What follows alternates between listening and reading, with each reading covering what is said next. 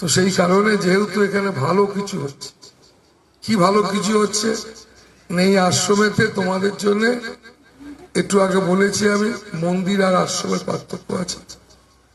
School তৈরি হয়, সমাজের ছেলেমেয়েরা পড়াশোনা করে। হাসপাতাল তৈরি হয় যেখানে ছেলেপুলেরা মানুষ চিকিৎসা পরিষেবা পাবে।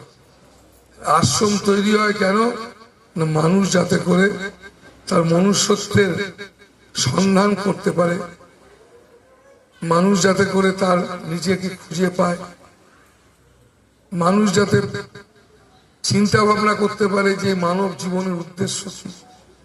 শুধু রান্না করা, শুধু খাওয়া, শুধু চাকরি করা, শুধু অনেক পড়াশোনা করা, বিয়ে করা, ছেলে মেয়ে হওয়া, ছেলে মেয়ে না হয় বলে কাঁদা, কি উদ্দেশ্য? এই সমস্ত কিছুর অর্থ পাওয়া যায় কোথায়? আশ্রম।